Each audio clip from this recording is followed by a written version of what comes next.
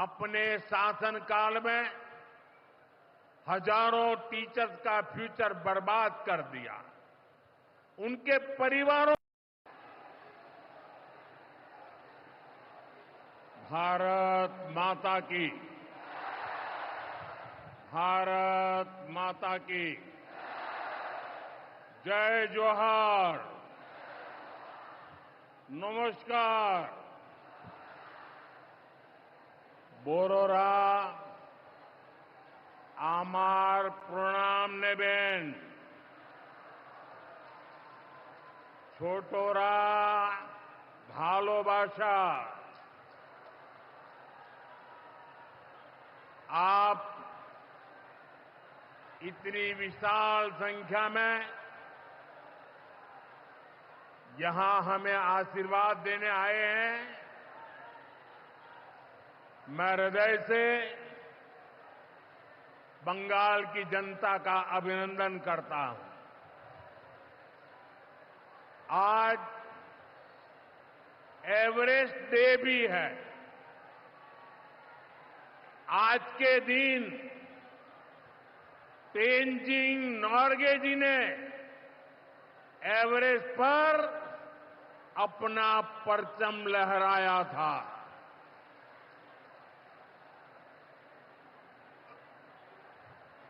उनके सम्मान में हम भी अपना तिरंगा फहराएंगे।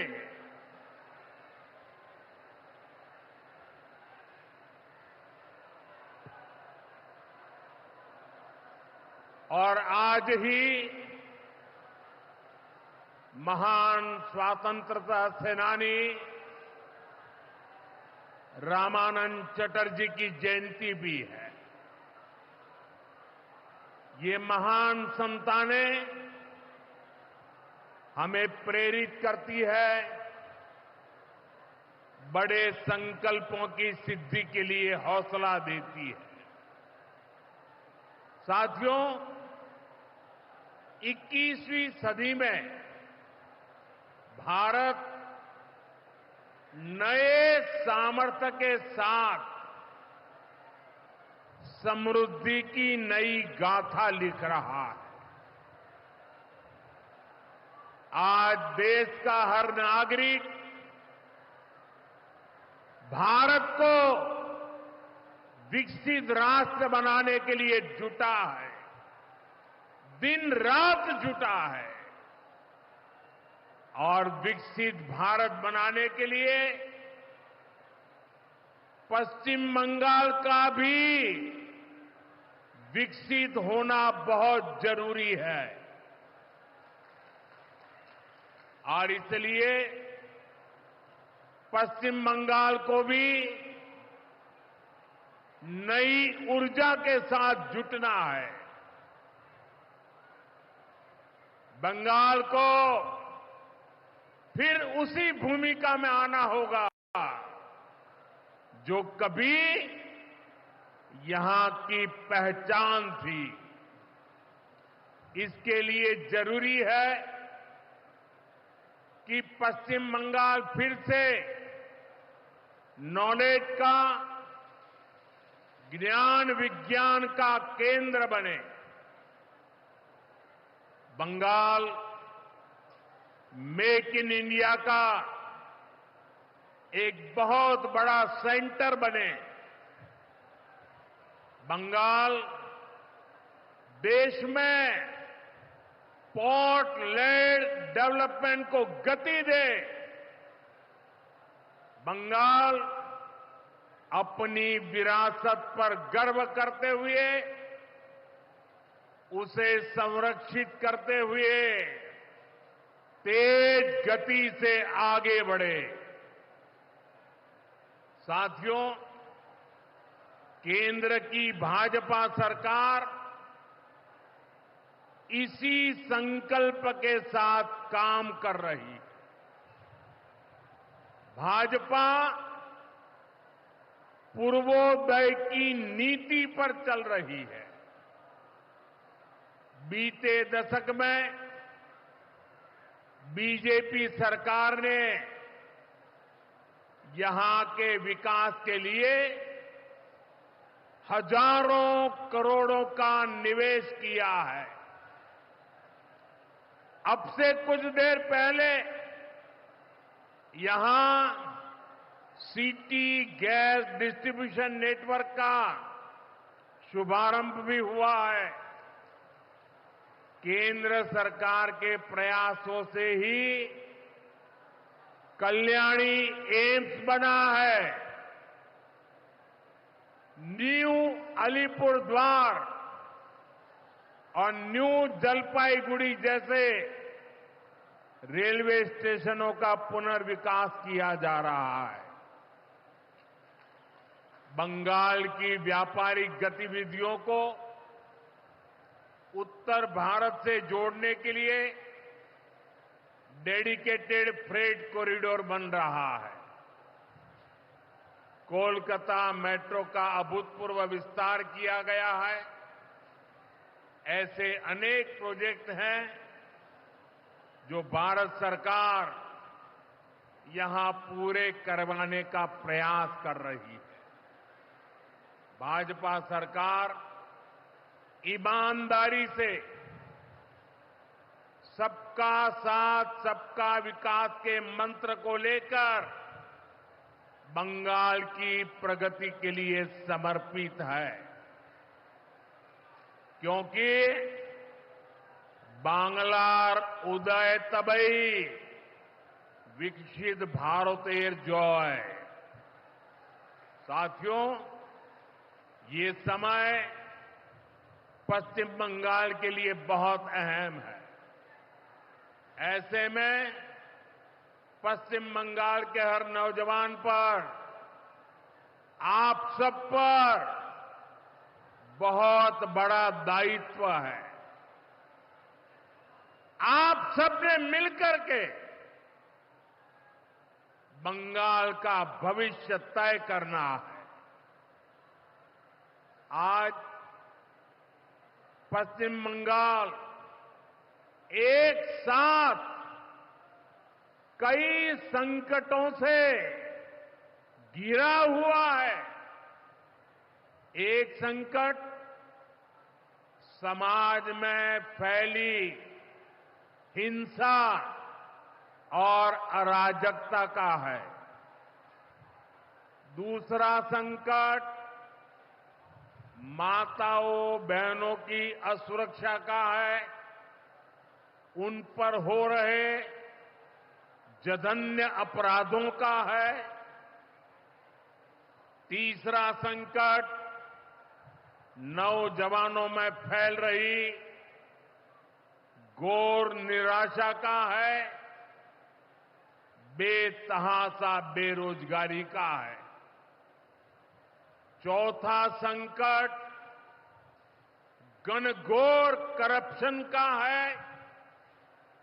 यहां की सिस्टम पर लगातार कम होते जनविश्वास का है। और पांचवा संकट गरीबों का हक छीनने वाली सत्ताधारी पार्टी की स्वार्थी राजनीति का है। साथियों, यहां मुर्शिदाबाद में जो कुछ हुआ, मालदा में जो कुछ हुआ, वो यहां की सरकार की निर्ममता का उदाहरण है। दंगों में गरीब माताओं बहनों की जीवन भर की पूंजी राख कर दी गई। तुष्टीकरण के नाम पर गुंडागिर्दी को खुली छूट दे दी गई। जब सरकार चलाने वाले एक पार्टी के लोग, विधायक, कॉरपोरेटर ही लोगों के घरों को चिन्हित करके जलाते हैं और पुलिस तमाशा देखती है, तो उस भयावह स्थिति की कल्पना की जा सकती है। मैं बंगाल की भद्र जनता से पूछता हूं, क्या सरकारें ऐसे चलती हैं? यही भावे छोड़कर चलेगी? साथियों, बंगाल की जनता पर हो रहे इन अत्याचारों से यहां की निर्मम सरकार को कोई फर्क नहीं पड़ता। यहां बात बात पर कोर्ट को दखल देना पड़ता है। बिना कोर्ट के बीच में आए कोई भी मामला सुलझता ही नहीं है। बंगाल की जनता को अब टीएमसी सरकार के सिस्टम पर भरोसा नहीं है। यहां की जनता के पास अब सिर्फ कोर्ट का आसरा ही है। इसलिए पूरा बंगाल कह रहा है, बंगाल में मची चीख पुकार, नहीं चाहिए निर्मम सरकार। बांग्लार चित्कार लागबे ना, निर्मम सरकार। साथियों, भ्रष्टाचार का सबसे बुरा असर नौजवानों पर पड़ता है, गरीब और मिडिल क्लास परिवारों पर होता है। भ्रष्टाचार कैसे चारों तरफ बर्बादी लाता है, ये हमने टीचर भर्ती घोटाले में देखा है। टीएमसी सरकार ने अपने शासनकाल में हजारों टीचर्स का फ्यूचर बर्बाद कर दिया, उनके परिवारों को तबाह कर दिया, उनके बच्चों को असहाय छोड़ दिया। टीएमसी के घोटालेबाजों ने सैकड़ों गरीब परिवार के बेटे बेटियों को अंधकार में धकेल दिया है। ये सिर्फ कुछ हजार टीचर्स के भविष्य के साथ खिलवाड़ नहीं है, बल्कि पश्चिम बंगाल के पूरे एजुकेशन सिस्टम को बर्बाद किया जा रहा है। टीचर्स के अभाव में लाखों बच्चों का भविष्य दांव पर है। इतना बड़ा पाप टीएमसी के नेताओं ने किया है। हद तो ये है कि ये लोग आज भी अपनी गलती मानने को तैयार नहीं है। उल्टा देश की अदालत को, न्यायपालिका को, कोर्ट को दोषी ठहराते हैं। साथियों, टीएमसी ने चाय बागान में काम करने वाले साथियों को भी नहीं छोड़ा है। यहां सरकार की कुनीतियों के कारण टी गार्डन लगातार बंद होते जा रहे हैं। मजदूरों के हाथ से काम निकलता चला जा रहा है। यहां पीएफ को लेकर जो कुछ भी हुआ वो बहुत शर्मनाक है। ये गरीब मेहनतकश लोगों की कमाई, उस पर डाका डाला जा रहा है। टीएमसी सरकार इसके दोषी लोगों को बचाने की कोशिश कर रही है। और मैं बंगाल के मेरे भाई बहन आपको विश्वास दिलाने आया हूं, भाजपा ये नहीं होने देगी।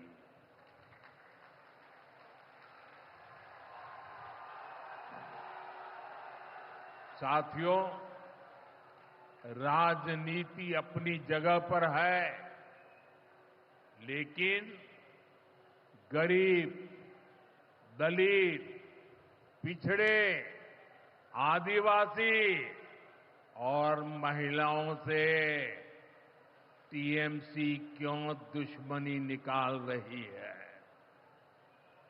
पश्चिम बंगाल के गरीब, एससी, एसटी, ओबीसी के लिए जो भी योजनाएं देश में चल रही है, उनमें से बहुत सारी योजनाएं यहां लागू ही नहीं होने दी जा रही है।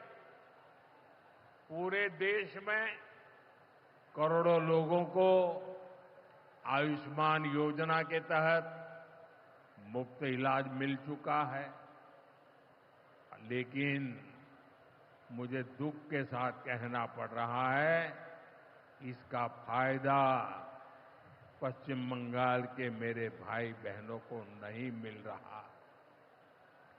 पश्चिम बंगाल का कोई साथी अगर दिल्ली, बेंगलुरु, चेन्नई गया है, उसको वहां मुफ्त इलाज नहीं मिल पाता है, क्योंकि निर्मम सरकार ने बंगाल के अपने लोगों को आयुष्मान कार्ड देने ही नहीं दिया। आज देश भर में 70 वर्ष से ऊपर के बुजुर्गों को 5 लाख रुपए तक मुफ्त इलाज की सुविधा मिल रही है।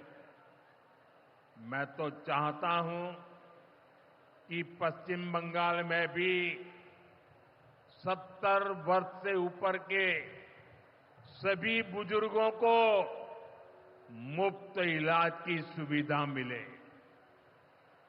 लेकिन टीएमसी सरकार ये नहीं करने दे रही है। केंद्र की बीजेपी सरकार देश भर में गरीब परिवारों को पक्के घर बनाकर दे रही है, लेकिन पश्चिम बंगाल में लाखों परिवारों का घर नहीं बन पा रहा है, क्योंकि टीएमसी के लोग इसमें भी गरीब के पास से कट और कमीशन की मांग कर रहे हैं। आखिर टीएमसी सरकार आप लोगों को लेकर इतनी निर्मम क्यों है? साथियों, यहां की निर्मम सरकार के जितने उदाहरण दो वो कम है। पश्चिम बंगाल में बहुत बड़ी संख्या में हमारे विश्वकर्मा भाई बहन हैं। ये लोग हाथ के हुनर से अनेक प्रकार के काम करते हैं। इनके लिए पहली बार भाजपा सरकार विश्वकर्मा योजना लाई है। इसके तहत देश के लाखों लोगों को ट्रेनिंग मिली है, पैसा मिला है, नए टूल मिले हैं, आसान ऋण मिला है, लेकिन पश्चिम बंगाल में 8 लाख एप्लीकेशन अभी भी लटकी पड़ी है। निर्मम सरकार उस पर बैठ गई है, क्योंकि टीएमसी सरकार इस योजना को भी लागू नहीं कर रही है। साथियों, टीएमसी सरकार की मेरे आदिवासी भाई बहनों से भी दुश्मनी कुछ कम नहीं है। देश में पहली बार जनजातियों में भी सबसे पिछड़ी जनजातियों के लिए पीएम जनमन योजना बनाई गई है। पश्चिम बंगाल में बहुत बड़ा आदिवासी समाज है। टीएमसी सरकार गरीब आदिवासियों का विकास भी नहीं होने दे रही है। उसने पीएम जनमन योजना को यहां लागू नहीं किया। टीएमसी हमारे आदिवासी समाज को भी वंचित ही रखना चाहती है। साथियों, टीएमसी को आदिवासी समाज के सम्मान की परवाह नहीं है। 2022 में जब एनडीए ने एक आदिवासी महिला को राष्ट्रपति उम्मीदवार बनाया तो सबसे पहले विरोध करने वाली पार्टी टीएमसी थी। बंगाल के आदिवासी इलाकों की उपेक्षा भी यही दिखाती है कि इन्हीं आदिवासी समाज से टीएमसी वालों को कोई लगाव नहीं है, कोई लेना देना नहीं। साथियों, कुछ दिन पहले दिल्ली में नीति आयोग की गवर्निंग काउंसिल की बहुत महत्वपूर्ण बैठक हुई। ये एक अहम मंच होता है जहां देश भर के मुख्यमंत्री मिलकर विकास पर चर्चा करते हैं। लेकिन अफसोस की बात है कि इस बार बंगाल सरकार इस बैठक में मौजूद ही नहीं रही। दूसरे गैर भाजपा शासित राज्य आए, सभी दल के नेता आए, हमने साथ बैठकर चर्चा की, लेकिन टीएमसी को तो सिर्फ और सिर्फ 24 घंटा पॉलिटिक्स करना है और कुछ करना ही नहीं है। पश्चिम बंगाल का विकास, देश की प्रगति उनकी प्राथमिकता में है ही नहीं। साथियों, केंद्र सरकार की जिन योजनाओं को यहां लागू किया भी गया है, उनको पूरा नहीं किया जा रहा। पीएम ग्राम सड़क योजना के तहत पश्चिम बंगाल के गांवों के लिए 4000 किलोमीटर की सड़कें स्वीकृत की गई। इनको पिछले साल तक पूरा हो जाना था। 4000 किलोमीटर तो छोड़िए, यहां 400 किलोमीटर सड़कें भी नहीं बन पाई है। साथियों, इंफ्रास्ट्रक्चर के काम से सुविधाएं भी बनती है और रोजगार भी बनते हैं। लेकिन हालत ये है कि पश्चिम बंगाल में 16 बड़े इंफ्रास्ट्रक्चर प्रोजेक्ट यहां की सरकार अटकाए हुए है। ये 90,000 करोड़ रुपए से अधिक के प्रोजेक्ट हैं। कहीं रेल लाइन आनी थी, रुकी पड़ी है। कहीं मेट्रो बननी थी, रुकी पड़ी है। कहीं हाईवे बनना था, बंद पड़ा है। कहीं अस्पताल बनना था, कोई पूछने वाला नहीं। ऐसे प्रोजेक्ट्स को ये टीएमसी ने लटका करके रखा है। ये पश्चिम बंगाल के आप लोगों के साथ बहुत बड़ा धोखा है। साथियों, आज जब सिंदूर खेला की इस धरती पर आया हूं, तो आतंकवाद को लेकर भारत के नए संकल्प की चर्चा स्वाभाविक है। 22 अप्रैल को पहलगाम में, जम्मू कश्मीर में आतंकियों ने जो बर्बरता की, उसके बाद पश्चिम बंगाल में भी बहुत गुस्सा था। आपके भीतर जो आक्रोश था, आपका जो गुस्सा था, उसको मैं भली भांति समझता था। आतंकवादियों ने हमारी बहनों का सिंदूर मिटाने का दुस्साहस किया। हमारी सेना ने उनको सिंदूर की शक्ति का एहसास करा दिया।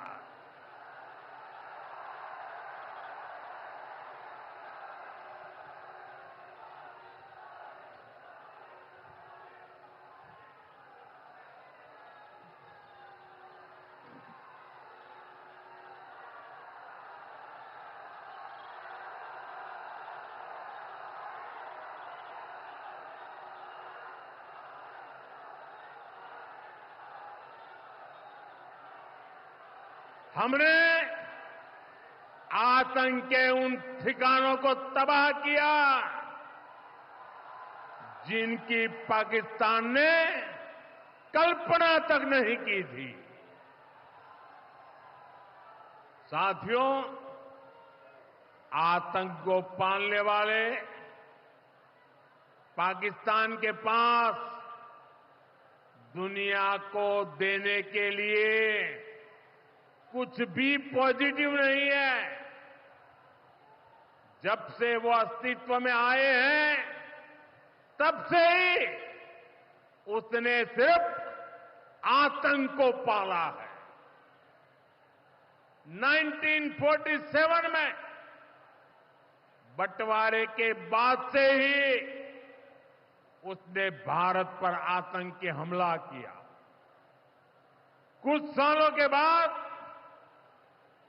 उसने यहां पड़ोस में आज के बांग्लादेश में जो आतंक फैलाया, पाकिस्तान की सेनाओं ने जिस प्रकार बांग्लादेश में रेप किए, मर्डर किए, वो कोई भूल नहीं सकता। आतंक और नरसंहार ये पाकिस्तानी सेना की सबसे बड़ी एक्सपर्टाइज है। जब सीधा युद्ध लड़ा जाता है तो उसकी हार तय होती है, उसका पराजय निश्चित होता है, उसको मुंह की खानी पड़ती है। यही कारण है कि पाकिस्तान की सेना आतंकियों का सहारा लेती है। लेकिन पहलगाम हमले के बाद अब भारत ने दुनिया को बता दिया है, भारत अब आतंकी हमला हुआ, भारत पर आतंकी हमला हुआ तो दुश्मन को उसकी बड़ी कीमत चुकानी पड़ेगी।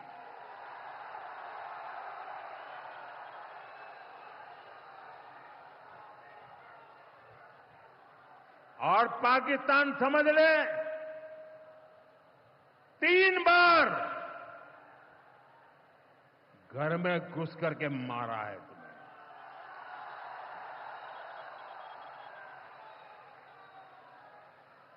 हम शक्ति को पूजने वाले लोग, हम महिषासुर मर्दिनी को पूजते हैं। बंगाल टाइगर की इस धरती से 140 करोड़ भारतीयों का ऐलान है। ऑपरेशन सिंदूर अभी खत्म नहीं हुआ है।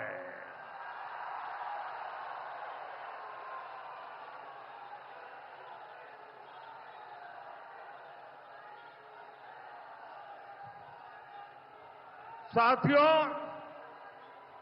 पश्चिम बंगाल को अब हिंसा की, तुष्टीकरण की, दंगों की, महिला अत्याचार की, घोटालों की राजनीति से मुक्ति चाहिए।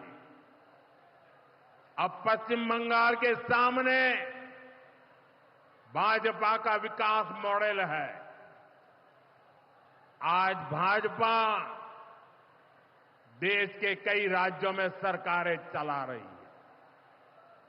देश के लोग बार बार भाजपा को अवसर दे रहे हैं। पड़ोस में असम हो, त्रिपुरा हो या फिर ओडिशा, यहां भाजपा सरकारें तेजी से विकास कार्यों में जुटी है। मैं बंगाल के सभी भाजपा कार्यकर्ता साथियों से कहूंगा, हमें कमर कसकर तैयार रहना है। हमारे सामने एक बड़ी चुनौती है कि लोकतंत्र पर पश्चिम बंगाल की जनता के विश्वास को फिर से कैसे बहाल करें। हमें पश्चिम बंगाल के हर परिवार को सुरक्षा की, सुशासन की और समृद्धि की गारंटी देनी है। इसके लिए आने वाले दिनों में अपने प्रयासों को हमें और तेज करना होगा। साथियों, विकसित भारत बनाने के लिए पश्चिम बंगाल का तेज विकास बहुत जरूरी है। हमें पश्चिम बंगाल को उसका पुराना गौरव लौटाना है। ये हम सभी मिलकर करेंगे और करके रहेंगे। एक बार फिर आप सभी को इतनी बड़ी संख्या में यहां आने के लिए बहुत बहुत आभार व्यक्त करता हूं। मेरे साथ तिरंगा ऊंचा करके बोलिए, भारत माता की, भारत माता की, भारत माता की, भारत माता